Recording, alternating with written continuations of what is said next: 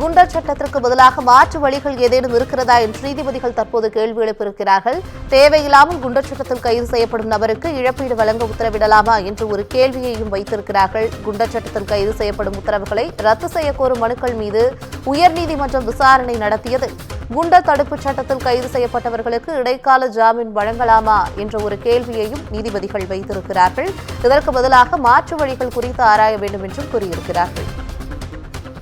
இதுகுறித்த கூடுதல் தகவல்களை தருவதற்காக தலைமை செய்தியாளர் சிவா இணைப்பில் இருக்கிறார். வணக்கம் சிவா, உங்களுடைய தகவல்கள்.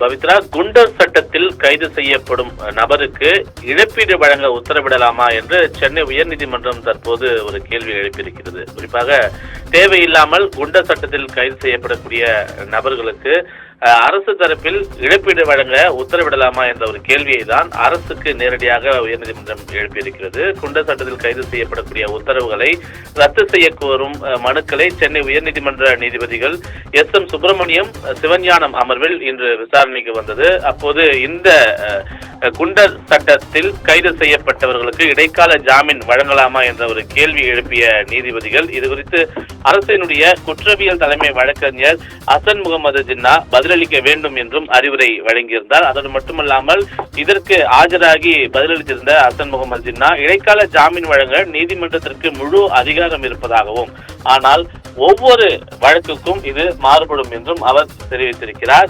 அப்போது நீதிபதிகள் குறுக்கிட்டு தன்னுடைய கேள்விகளை முன்வைக்கும் போது தேவையில்லாமல் குண்டர் சட்டம் பயன்படுத்தப்படுவதாகவும், தேவையில்லாமல் குண்டர் சட்டத்தில் கைது செய்யப்படக்கூடிய நபருக்கு இழப்பீடு வழங்க அப்போது உத்தரவிடலாமா என்ற ஒரு கேள்வியையும் தொடர்ந்து எழுப்பியிருந்தனர். இதற்கு பதிலளித்த ஹசன் முகமது ஜின்னா அவ்வாறு எந்த உத்தரவும் பிறப்பிக்க வேண்டாம் என்ற ஒரு கோரிக்கையை முன்வைத்திருந்தார்.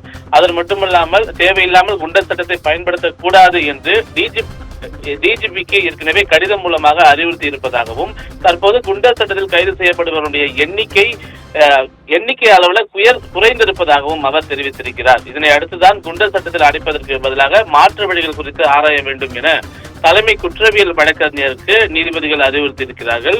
பொதுமக்கள் அச்சமின்றி காவல் நிலையத்தை அணுகக்கூடிய சூழலை உருவாக்க வேண்டும் என்ற ஒரு அறிவுரையையும் அரசுக்கு நீதிபதிகள் முன்வைத்திருக்கிறார்கள். பவித்ரா,